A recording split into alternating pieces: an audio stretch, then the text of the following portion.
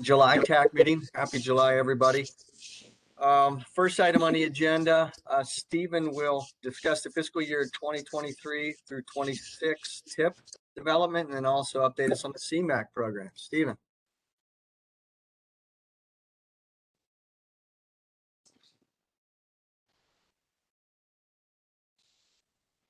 Thanks, Gary. Good morning, everyone.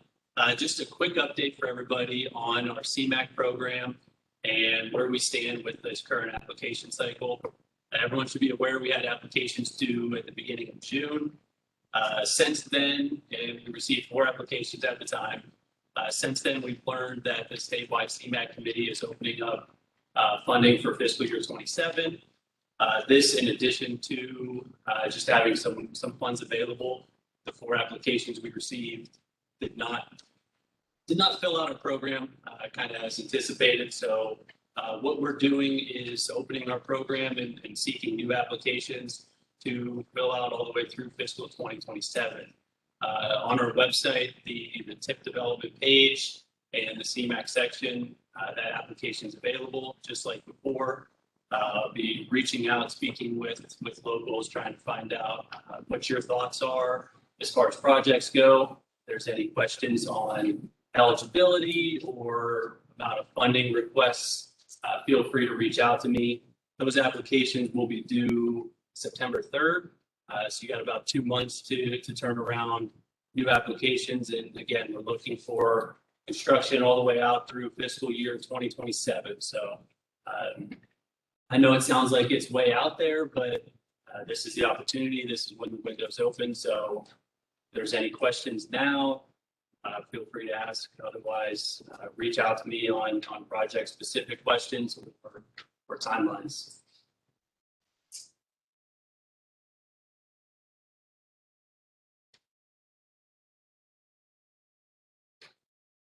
Thank you. Okay, no questions for Stephen. Thank you, Stephen. Okay, next, Mark's going to discuss the region's broadband efforts. Mark. Thanks, Gary. Good morning, everyone. Let's get to the website here real quick. Okay. So last week we were fortunate to have the Lieutenant Governor in town. He stopped by Eastgate for a broadband roundtable. It was perfect timing for us as we have just completed our regional broadband feasibility study. That's available right here on our website. If you navigate to eastgatecog.org/broadband, we've broken the study out into the full study and then by section. So if you want to look for anything specific, you can go straight to project identification. If you want to read the executive summary, it's all right there. While the Lieutenant Governor was here, we went right into pitching a project proposal that was included in the feasibility study, a lake to river regional backbone fiber expansion. We're going to be hashing out the details of that project over the next few weeks and months. And there will be a link to that graphic on this website actually later today as well. But that is a fiber line that will run from Ashtabula through Columbiana County, 100 miles of fiber. It's a backbone network. We're looking at an estimated cost of about $15 million. And this is all preliminary. And again, more details on that to come as we move along. Any questions on what we're doing in broadband, don't hesitate to reach out to me. As part of another recommendation of the study, it was recommended that Eastgate bring on a broadband coordinator. We've done that. His name is Steve Christian, and I'd like to introduce him now. Thanks, Gary. Okay, thank you, Mark. I want to spend a moment and give you some background and maybe think of the vision of where we're headed on this. When I started college, or after college, I started with IBM. I was there when they introduced the PC. And that period of time was all about hardware. Later on, we saw Microsoft come out with Windows, and it kind of transitioned to software. I was with Ameritech when they came out with the iPhone, with Apple, and the iPad. And then later on, this whole thing with servers came into play, and the idea of a concept of cloud computing. So we went from hardware being the key to software being the key to the network being the key. So you think about it, what we're trying to do here is connect people, rural and urban, to information so they can better their lives, get better jobs, digital equity, better government services as well as public safety. I also, in my spare time, I officiate soccer. And some of you may be familiar with soccer, and there's something called FIFA. And what FIFA is, generally stands for the Federation of International Football Association. And they are the governing body of soccer. Everything that happens on the field goes through the conduit of FIFA. Think of it as the foundation or the backbone for soccer. What I want you to do today is think of FIFA in the sense of faster internet for all. And that's what we're trying to accomplish here in the region. Love to talk to you more. I know some of you on the call, some of you don't. If you want, get a hold of me. I'd love to talk to you at your convenience. Thank you, Mark.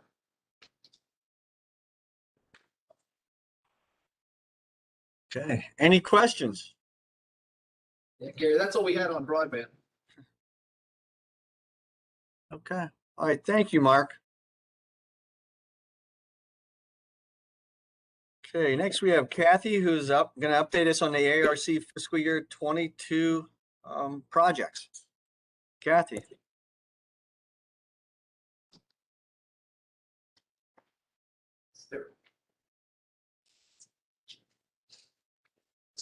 Thank you. Good morning.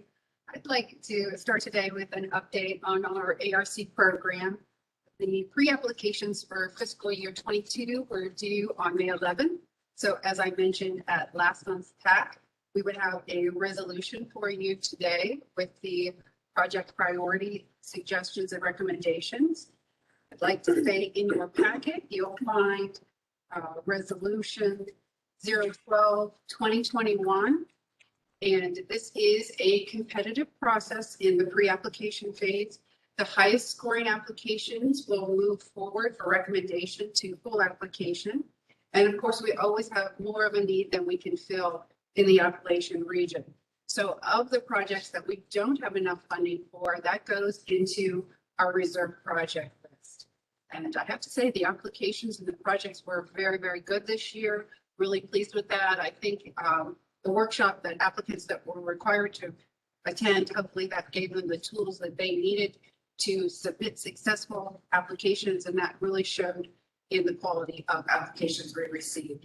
So we are anticipating our allocation will be about this, will be the same as last year, which for us that was $1,240,800. And there is a possibility that could be increased. That depends on the biennium budget that our state legislators are finalizing. They didn't already.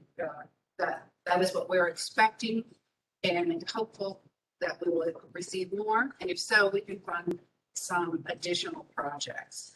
But we have in the supplemental page a little more detailed information for you than what we can provide on the resolution. So with that, we have our 7 projects that are being recommended. We have at least 2 projects that we're recommending for each of our 3 counties that make up our Appalachian district, which is Trumbull County and Ashtabula. This year's projects, it's a very well-rounded package that touches on almost all of the ARC 5 goals. So of those 7 projects, 4 of them are infrastructure projects, 2 are workforce development, and then 1 is for tourism. So in our supplemental page, you can see each project is numbered. We have the applicant, the project, which county it's coming from, the amount of allocation that they are requesting, total project cost, as well as jobs created and retained. And so just to give you a brief overview of those 7 projects, first one is coming from our Trumbull County Historical Society. This project will enhance our cultural resources, improve economic development and tourism. They're going to be constructing it's an addition. It's a 2,000 square foot addition at the Morgan Cultural Center, which will be a welcome center, gift shop, as well as a collab, which is a collection and preservation and training center.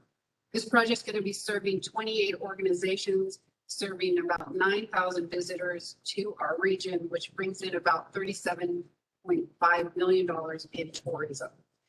Then second, we have a project from our Ashtabula County Commissioners in a water line improvement in Harpersville Township. It's going to be serving 10 households, 9 businesses, and about 30,000 annual visitors to that region as well. Then we have number 3 as the Trumbull County Commissioners Sanitary Sewer Project in Warren Township. This project will improve our infrastructure by bringing support to a low to moderate income area with failing septic under consent decree, serving 71 households, 750 properties, and 3 businesses. In particular, we're happy with this project because we have some job creation and retention, about 4 jobs created and 5 retained on that project. And then we have a workforce development project in Ashtabula that is at the ATEC, which is their Ashtabula County Career and Technical Center. This project not only will be workforce development, but help to increase access to healthcare. It's going to be purchasing equipment to assist in educational skills for nearly 30 nursing students, 135 LPN students, and about 36 EMT, emergency management students. And then project number 5 is from URC Grows, and that stands for United Returning Citizens. It is our second workforce development project, and it's going to be supporting career-specific certifications, workforce training, as well as business development. And in particular, this project is serving formerly incarcerated individuals so that they have the tools they need to secure employment afterwards. It's approximately 20 students per year, and we are hoping that will help them secure at least 10 jobs on that program. Then project 6 is a water line improvement in the city of Niles, which again is in a low to moderate income area, serving 40 households. And that project, the existing water line has exceeded its useful life, causing problems in safety as well as breakages. Then our last project is from the city of Struthers. It is a water pollution control improvement project that's going to be equipment to help them at their facility that serves about 5.2 million gallons of wastewater per day in 3 communities, Poland, Struthers, and Bourbon. So these are the 7 projects that scored highest in our pre-application process. With the approval of this resolution and also by our Citizens Advisory Board, as well as our General Policy Board, this will complete Eastgate's priority list for fiscal year 22.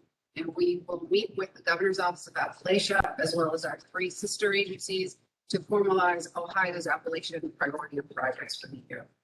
From there, these projects will be selected and requested to move to full application, in which Eastgate will work with the applicants to make sure they have successful applications as it moves from the state onto DC. So those are the projects that we have moving forward at this time. As I mentioned, if we have additional funding, those reserve projects definitely come into play. If you have any questions, I'll be happy to address them.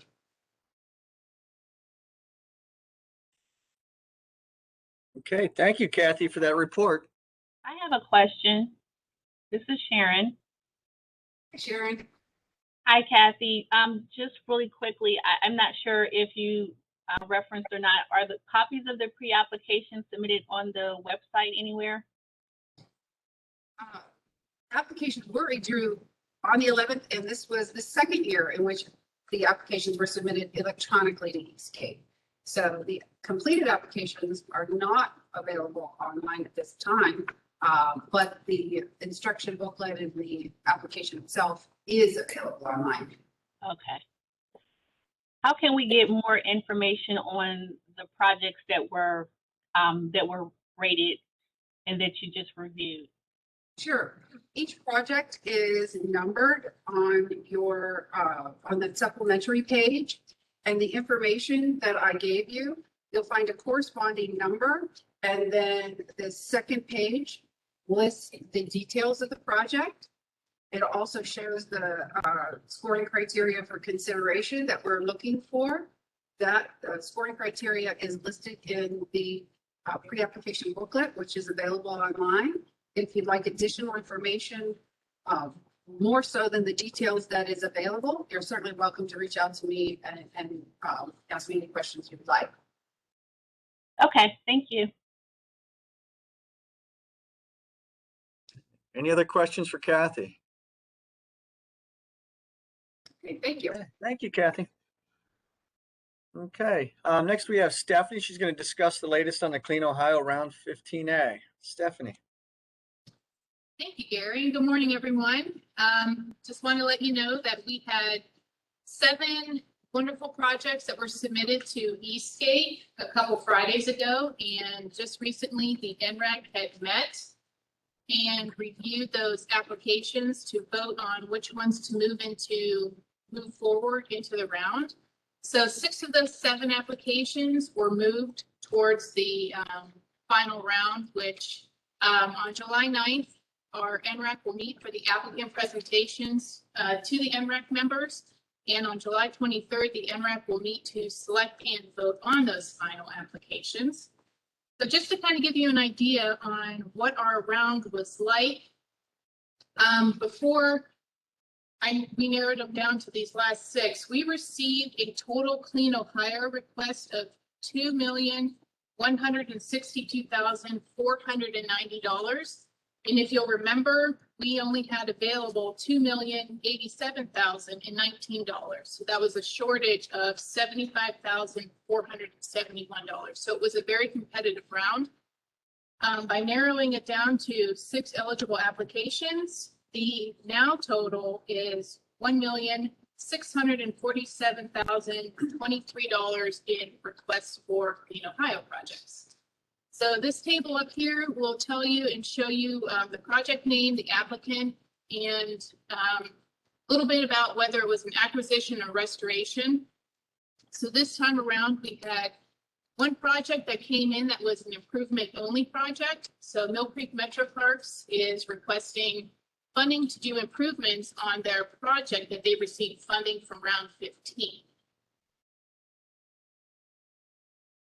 And then another one to point out is Liberty Township is doing a phase 2 on their stream restoration project. So it's moving upstream and doing a restoration on 310 additional linear feet of Little Squaw Creek. Just want to remind everybody that if you missed any of the OPWC trainings, whether it was for Clean Ohio or OPWC, it's department, you can still go on to OPWC's website that's listed up here on our screens, and they recorded them and posted them on their YouTube channel. The next one that will be coming up is July 7th, and that is for disbursements. This will give any applicant an idea and training on how OPWC is going to move forward with electronic disbursements. So please check out their website, because as of July now and October, when any type of application is going forward through OPWC, it will be done electronically. So if you remember, Clean Ohio was done electronically through Eastgate's website, but since OPWC now has this portal, everything will go through them, and then Eastgate, myself and Ed Davis will have access to those applications. Are there any questions about Clean Ohio?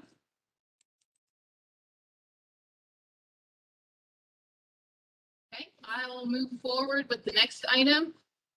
This is the City of Warren's 201 Facility Planning Area Amendment. I don't want the title of this slide to be confusing.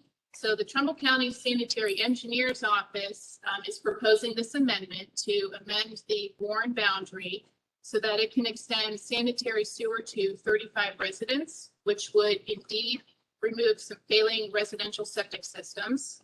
And again, you can read on the slide that, of course, if it's going to be in the Warren 201 facility planning area, that waste will be accounted for and flow to the City of Warren's wastewater treatment plant. So on this map here, in those little circled blue areas, is where the boundary will be expanded to include that little section of State Road in Warren Township. No, that's Champion Township, I'm sorry. I'm putting this amendment before everybody on TAC and the CAB to review the information that was provided. Again, Trumbull County had initiated the amendment. City of Warren has provided their letter of concurrence that they agree with the amendment. And the comment period for this will end August 15th. And if you have any questions or comments regarding the 201 amendment, my information is up on the screen. Please feel free to contact me. Any questions? Is there any information available for city of Warren's wastewater treatment plant reserve capacity? I don't have it, but the city of Warren certainly would have it. I believe it's Ed Holler is the person to reach out to. Stephanie, can you repeat that question? That was difficult to hear. I'm sorry. So we had a member, Chris Konjelnik, had asked if we had any information about City of Warren's wastewater treatment plant's capacity reserve. And I had mentioned that Eastgate does not have that information right now or currently. And I suggested that he reach out to Ed Holler at the wastewater treatment plant. Okay, thank you, Stephanie. Thank you, Chris. Okay, any other questions for Stephanie? Okay, thanks, Stephanie. Welcome. Thank you. Okay, now Ed, next we got Ed. He's going to update us on the OPWC round. Thank you, Mr. Chairman.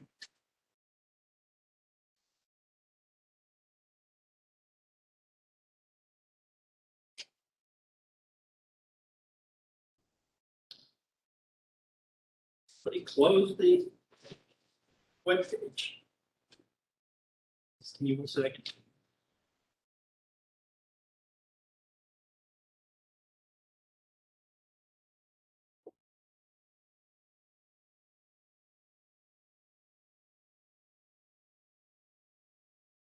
Okay.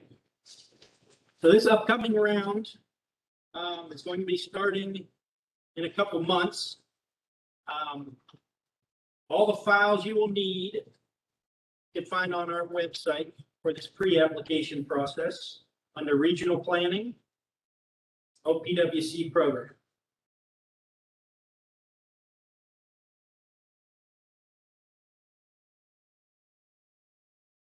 It's loading.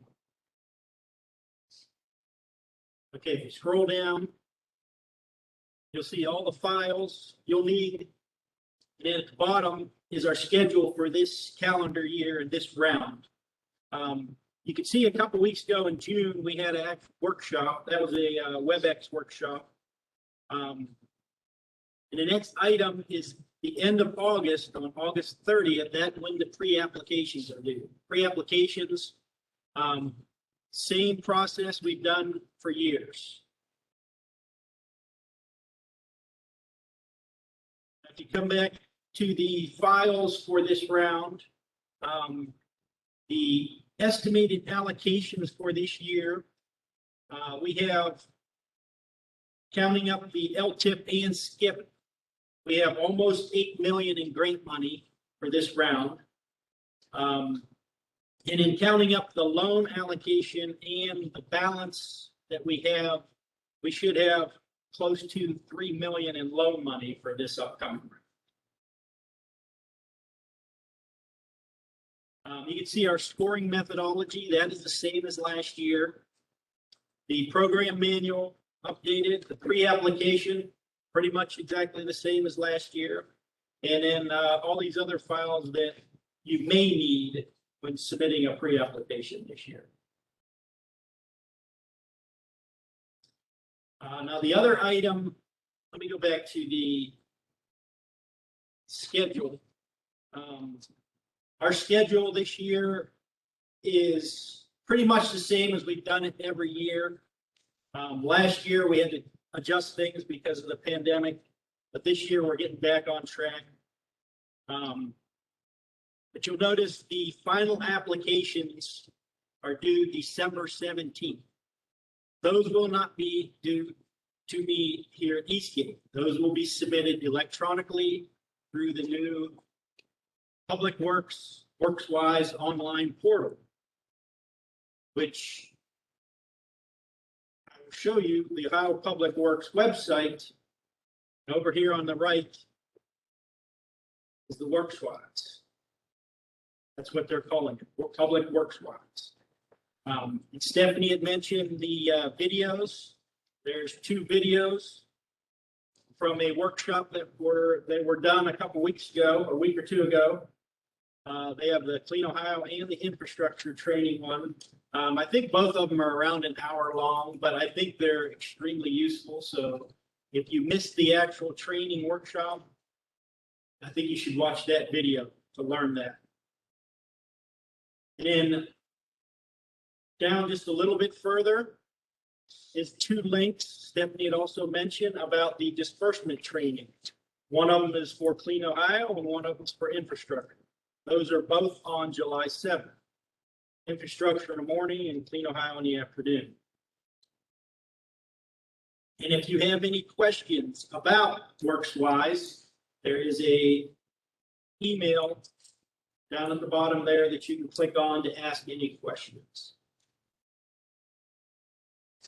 And there's some really useful frequently asked questions down at the bottom as well. Anybody have any questions about this upcoming round? You can email me, call me. If not, Gary, I'm going to just briefly touch on the next subject before I pass it on. Okay, go ahead, Ed. Let me get back to the next subject touches on the American with Disabilities Act, the transition plans that we at Eastgate have been talking about for probably close to 5 years. I've met with quite a few communities to discuss them. And today we have a special guest, John Brawlett from YSU, that's going to talk about the very first completed transition plan in our area. Congratulations, Trumbull County.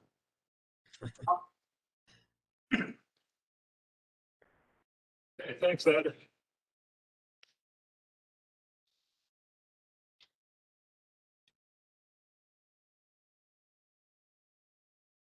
I did not realize we were the first. I'm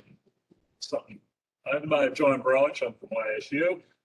I head up the Center for Applied GIS, and among other things, I included some teaching. I was contracted by the county about a year and a half ago to start this process and put together this ADA transition plan, which really just kind of ties all the groundwork together that was done as far as analyzing the facilities owned by the county and maintained by the county, and particularly the deficiencies as they relate to the Americans with Disabilities Act. Okay, so that was obviously signed into law in 1990, prohibits discrimination against any person with a disability, applies to services, programs, activities, and facilities. I don't think I'm telling you anything that you don't already know. Also public property within public rights of way, pedestrian facilities, and specifically requires state and local governments to make their facilities and programs accessible. A couple of things I'll say: there's no grandfather clause, so this isn't a suggestion; it's a requirement. But there are, some workarounds to make facilities accessible, make the programs accessible, moving them to other locations that are accessible. Just making sure that that any person with a disability is able to access services and programs from the community. This is a living document, so it will continue to be updated. It may be slightly out of date at this point as the county continues to make improvements and upgrades and accessibility and fix deficiencies. This will continue to evolve. We need public feedback. Basically, there's a grievance procedure that is located in this document. It's in one of the appendices. But it is a living document, so it'll be updated by the county as we go along and fix deficiencies. The actual plan itself. Now, I should start by saying that Baker Bender, Snyder and Associates did the actual evaluation of the county-owned and used facilities and buildings. Did a lot of the legwork, the heavy lifting. This ties everything in, okay? Puts together a plan to address these issues, okay? And this plan consists of some different sections, okay? Focus on communications, information, facility signage. This also includes websites, okay? So I know working at YSU, we have made an effort in recent years to make everything ADA compliant. That includes the web pages themselves, documents that are posted, also links to other sites, okay? And making sure that those sites are ADA compliant. It's pretty stringent. The self-evaluation process and findings, okay, so that was the Baker Bender work. Our building inventory, okay, so the county is responsible for not just the buildings that they own, but also where they lease space or have programs or services. Pedestrian facilities, okay, it also includes public rights of way that the county maintains and owns. I'm a GIS mapping and data guy, so I'd be remiss if I didn't include a demographic and mapping analysis in this. So we did that as well. And then our appendices, which include the responsibilities of the county, the grievance procedure. Okay, so for filing a grievance or a complaint with the county, curb ramp and sidewalk inventory that was done by the county engineer's office. It's also included in there. And then the Baker Bender survey. This is just some highlights of some issues that were found in the buildings. You can see these are pretty wide ranging. The ones that are bolded are really the main issues, and also some of the low hanging fruit, okay, so like doorknobs, door closers, striping the parking lot signage, things like that can be done easily, relatively inexpensively. Other upgrades will require, impacting the structural structure itself, which could be pretty costly. So in the plan, trying to, divide that out a little bit by, low, medium, high priority and low, medium, high class as well. And then the other part, the accessibility plan for pedestrian facilities and public rights of way. Okay, so Gary, this is where you come in, obviously the engineer's office, and we take a two-tiered approach here with street utility improvement projects. So that's anything that's being done, the ADA standards will be implemented. Okay, so this is the most comprehensive approach. And then specific projects, okay, include sidewalks, curb ramps, and the like. They're identified individually by the township and then facilitated by the county to get those done, which are a little more difficult. Next steps, okay, so we've already burned through these. Presented to the county commissioners, posted for 30-day public comment period check, incorporated all public feedback check, and then formally adopt the plan check. So it's time to implement. That's where we're at. Time to follow the action steps and implement the plan. Any questions? Just contact Jim or Ed. I'm only kidding. You can contact me as well. There's my email and phone number. And obviously for Eastgate. And Jim Masaki from the Board of Commissioners is actually the point person for the county on this. It can be contacted as well. That I think I'm done unless we have any questions from anybody. Just have a comment. I want to thank John for his diligence and working patiently through the pandemic. It was difficult to gather the information, and there's a lot of people not working in the offices. And so we appreciate it, and I think did a great job putting all the information together and coming up with a great action. Thank you. I appreciate that. That was fun. Hey, we just adapt, right? So, Right. any other questions? Okay. Guess it's back to you, Ed. The final screen. Something else will talk next.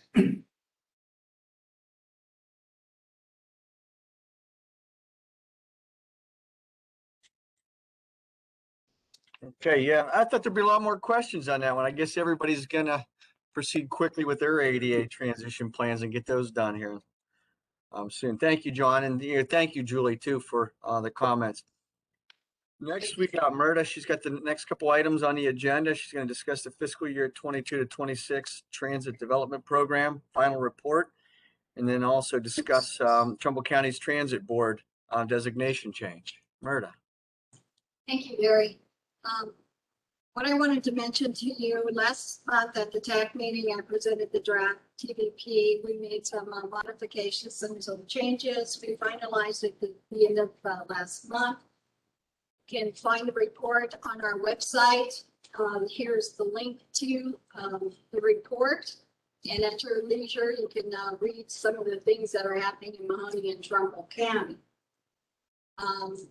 If I may, I can move forward with the next item on the agenda, Gary. Yes, please. Yeah.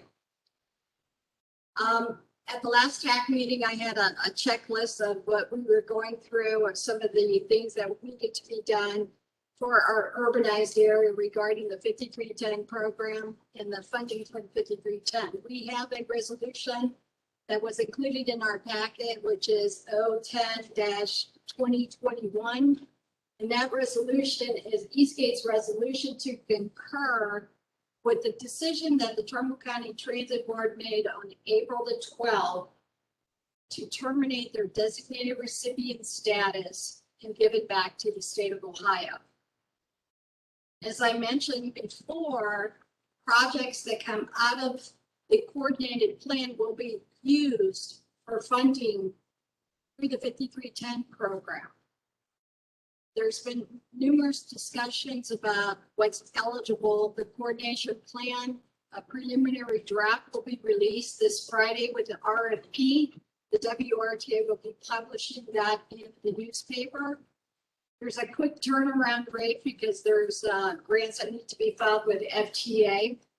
So if you want to apply for funding, Mahoney and Trumbull County can apply for funds under this program. It's at 100% funding. I'll repeat that. It's 100% funding.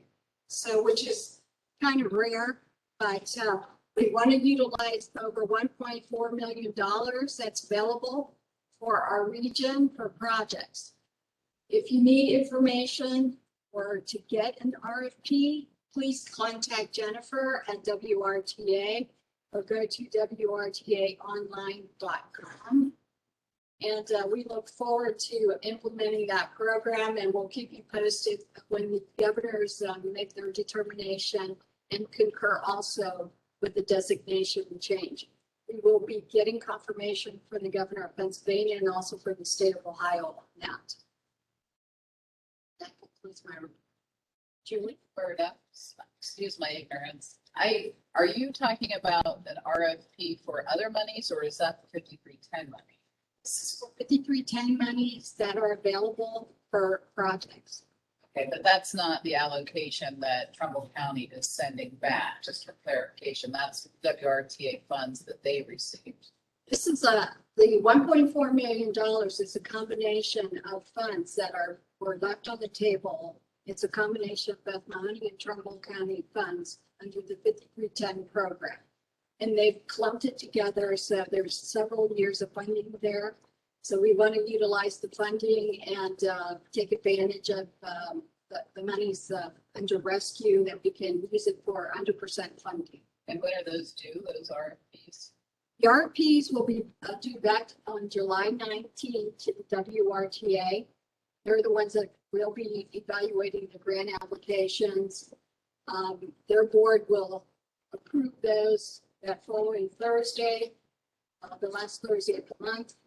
And they will execute those grants, and hopefully by September, projects will be allocated and move forward. So it's a quick turnaround. Would you mind giving a few examples of what those have funded? In the past, they have funded for vehicles, for replacement vehicles, for transporting people with disabilities and seniors. Also, mobility management, grant administration.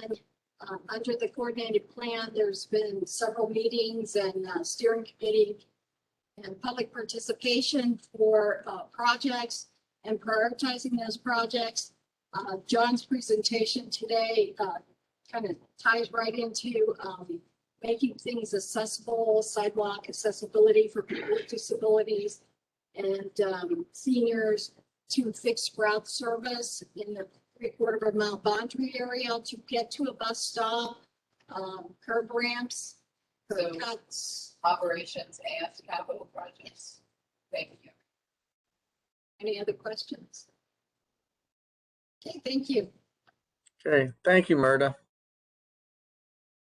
Okay, next, Justin's going to discuss air quality program update for the school idling pilot project, and then also discuss State Route 46 corridor plan. Justin. Thank you, Gary. So it's been quite some time since we've talked air quality at TAC. And I think the time right now is really interesting because we're going into the July 4th weekend, which is always kind of a spike for us.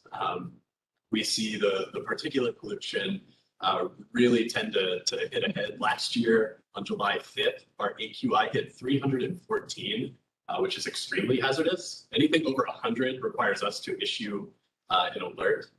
So just to be Mr. Buzzkill, come on. No, but really, it is a big time for us, especially when you combine it with kind of these, not the past couple days, but dry, hot temperatures. Those tend to increase our ozone levels. So we're seeing ozone and particulate at the same time. That makes it really difficult for anyone with any type of respiratory issues. But I will get off that soapbox and talk about this special project that we're looking at here. Really starting to come up with some creative ideas for the air quality program. Most of what we do for this is outreach and advertising, getting the word out about what air quality is. We do our normal monitoring and forecasting where we put that information on mahoningvalleyair.org and make that available to everyone. So you can plan your activities appropriately and tie that into our transportation programming so that if we are experiencing an air quality alert, we want to redirect people's transportation to more sustainable modes. So whether that's transit or walking or biking or carpooling, we want to direct people in those fashions to reduce the impact on air pollution. So starting to think about what else we can do. And another area that seems like it's ripe for some action is around local schools. So you've got these times in the morning and afternoon where you've got these lines of cars with people dropping off their children. They're just sitting there idling. And when you think about the impacts of air quality, especially on young folks, youth asthma rates can be a pretty big tie directly to air quality. So we're coming up with an idea. We're not jumping right into this. We want to just develop a concept before we roll this project out. But we want to identify some local schools that are interested in maybe participating in a pilot project like this. So we're going to look into some mobile air quality monitor equipment, see what that would cost, see if there's any grant programs available for this type of study, and really kind of connect with people in the community that want to run this type of pilot project where we can take those mobile air quality monitors, we can measure the air quality during those morning and afternoon times at the school locations, run a pilot anti-idling campaign at that same school, and then take those same air quality readings to see if that type of policy change could make a marketable difference. So if anybody is interested in talking more about this, feel free to reach out to me. If you know anybody, school facilitators or administrators or teachers, anyone that might be interested in exploring this a little further, I'm happy to have a conversation with them. Like I said, we're just developing the idea for this to see if it's something that's feasible and we can run with in a future year. But really just trying to be creative with some of our programming that typically is a little more passive. So being a little active with air quality. So that was a really quick run through. Anybody have any questions on that idea before I move on to the next topic?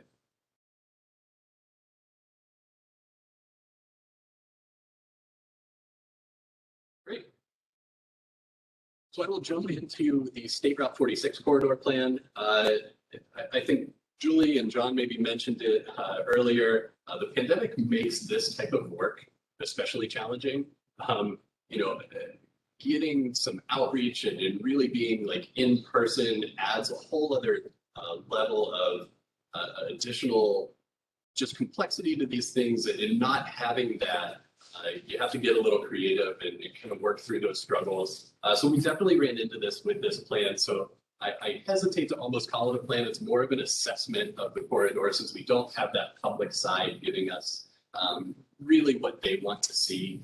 So just to preface all of this with any decisions that are made that come out of this plan, or any initiatives that want to be advanced that we maybe recommend in this document, really should be vetted through the public to see if that's something that they're really interested in, if there's an appetite for those types of changes. And lacking that, kind of makes some of these recommendations just a little lighter. So I will preface this with that. But how we ran through this plan, we did just kind of a broad general overview. I'm not going to read off of these slides. You can take a look at the plan and go through. I'm just going to kind of give a brief summary here.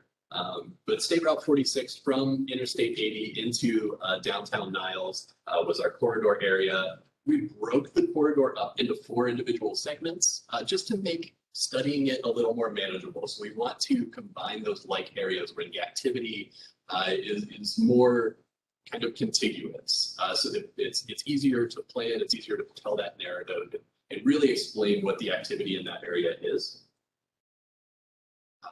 Ran through transportation safety. This, I think, is kind of the meatiest part of this plan. There are only 2 segments within our corridor study area that appear on our high priority list that came out of our regional safety plan. However, there are a few other locations that we thought merited a deeper look. There's definitely some locations that don't tend to tip the scales and meet that threshold of something that ODOT would maybe look at for a study, a safety study. But there are certainly interventions that municipalities along this corridor could implement to mitigate some of the crashes that are occurring there. And I think any type of crash mitigation is a net benefit. Even if it's not something that's, we're not seeing a whole lot of severe crashes here, but we are seeing a large number. So as long as we can bring that number down, I know one of ODOT's initiatives is towards 0 deaths, so reducing severity, anything that we can implement to mitigate what's already happening and prevent anything more severe from happening, I think is a big win. So we have some recommendations in the plan that kind of turn to that focus and really try and almost kind of nitpick, for lack of a better term, but really we're picking on things that may not be the central focus of something that's a larger study. So I think that's the great flexibility of this type of corridor planning, is that we're able to kind of dig in, find the things that may get missed when you're just looking at big numbers. Bicycle and pedestrian review. Obviously, the Great Ohio Lake to River Greenway, Western Reserve Greenway Trail is the core feature along this corridor. It runs almost parallel and crosses at one point State Route 46. So that was a big feature of this plan. And talking about some of the conceptual trail projects that have been identified in the past. A lot of work and a lot of thought has gone into those concepts. So want to make mention of those and try and advance those as best we can. Eastgate's also going to be doing revamping their bike and pedestrian plan this fiscal year. So have some information in there on kind of the details on that and what will come from that. But hopefully we can kind of augment what's already been done. So that was a very quick run through the 46 plan.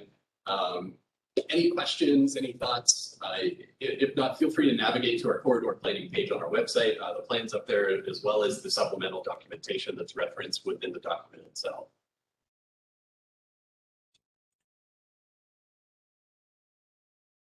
Great, thank you. Okay, thank you, Justin. Okay, that brings us down to the executive director's report, which will be handled by Ken. No, I actually, Gary, I Oh, made, Jim. yeah, thank you. I was running late this morning and everything kind of worked out the last minute, so I'm here. So glad to participate. I want to take a minute to thank everybody for continuing to support the TAC virtually. We are back in the office and been back in the office since June 1st. We're operating that way, but this will be our last virtual TAC meeting. We don't have TAC in August. In the September one, we'll be back in person. So we're looking to transition back our meetings back and be in person, which is going to help us all. We certainly, we were, as evident from some of the presentations, and many of the presentations that we've had during this course of the pandemic showed that we were able to work and keep Eastgate afloat and keep Eastgate moving forward. We're excited about that and appreciate the staff's efforts to do that. But it is easier to be back in the office for what we do. 15 people running 15 different directions. Communications broke down a little bit, but it's much better when we're back here together. I do want to take the opportunity just to let everybody in our communities know that we're able to bring on 2 additional staff employees for us. Dakota Bias, he's an accountant. He'll be with us now. He started full-time with us 2 weeks ago, I believe, a week ago. No, it was actually Monday. I mean, they got an alternate on Monday. It's exciting when you can add another accountant to what we're doing. So that means there's a lot of money coming in and out, which is good news for us and all of our communities. And then we added also Eric Spencer, communication coordinator for us.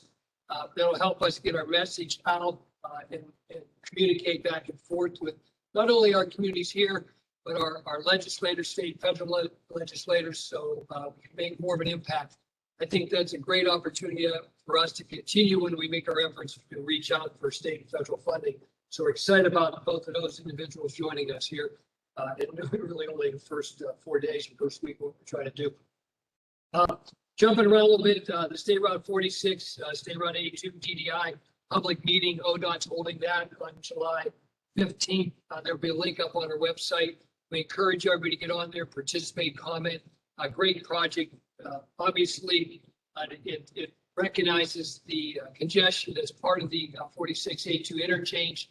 The congestion causes accidents, which is, and not just at the interchange of the ramps, some of these streets that feed that interchange, some have been horrific too. We're excited about being able to build this, have ODOT build this step, Virgin Diamond interchange here in probably 2 years from starting construction. That'll move cars and traffic efficiently through there, safely through there, more importantly, and certainly make the whole corridor, one of the most expansive corridors we have in our region, safer for everyone. Jumping again, I got all kind of thoughts. I want to make sure I share them.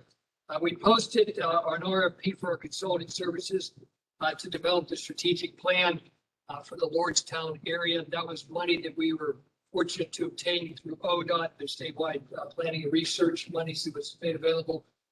We received a $400,000 grant from ODOT. We were able to match it with $100,000 from our community investment funds that we received through GM. So that's up on our website. I believe ODOT downloads or uploads and brings it up either Friday or Monday.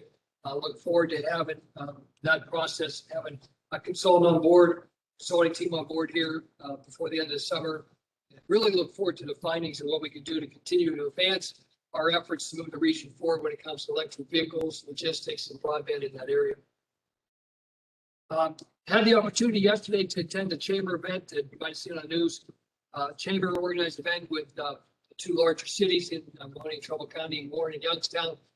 Representatives from both commissioners were there. Commissioner's office, we had Commissioner Cancel Mason there.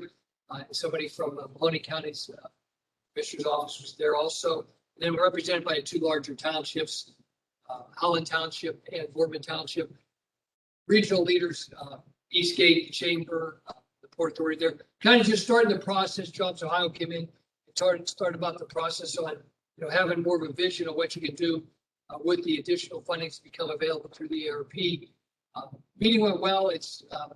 They look to have several other meetings involved more in the communities as we go forward, but it's a great framework or foundation for really identified 4 priorities, being broadband, utility infrastructure, workforce, and brownfields. And exciting to hear those 4 being identified early. And again, the list will build and we'll get more input. But 2 of those initiatives, Eastgate's been working on, as you heard from the presentation of the broadband study. Now, as we roll out implementation, that's taken a giant step forward. Excuse me. Then the utility infrastructure that we've been talking about to regionalize what we're doing and take a broad look at Maloney and Trumbull counties and dial down on how we can be more efficient and better. That we will turn around and have an RFP out for consulting services for that study here within the next, I think, month. We tried to separate the 2 that we just posted so that we can, keep our own sanity here and try to figure it out and give all the consultants in the communities in the state the opportunity to kind of align what they want to take a look at and how they can help us here move forward.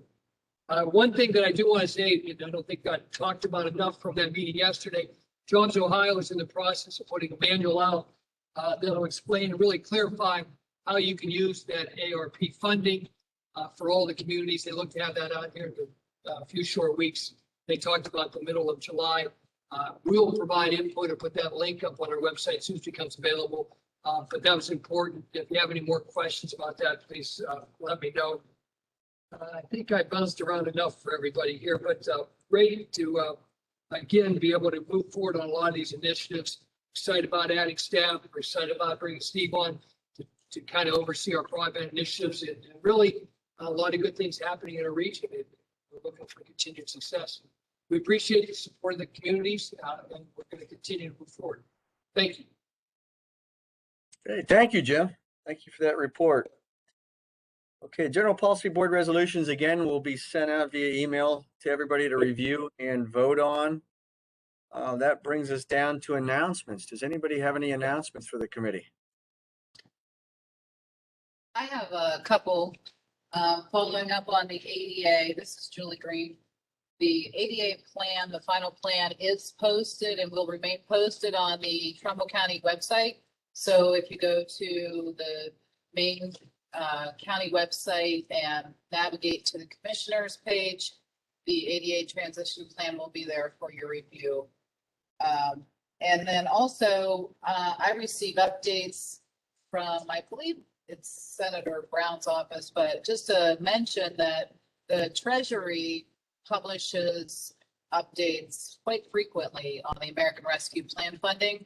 And the most recent one is dated June the 17th, and it's on compliance and reporting requirements. So if you, you can go to their page and request that you are added to their listserv, and if you're a community that's interested in keeping track of, all of the technical details and the requirements for American Rescue Plan funding, you can find all of that information there. Okay, thank you, Julie. Anybody else have an announcement or a comment for the committee? Okay, if not, just a reminder, no August TAC meeting. I'll see everybody live in September. So thank you, everybody. We'll adjourn the meeting now. It's Gary.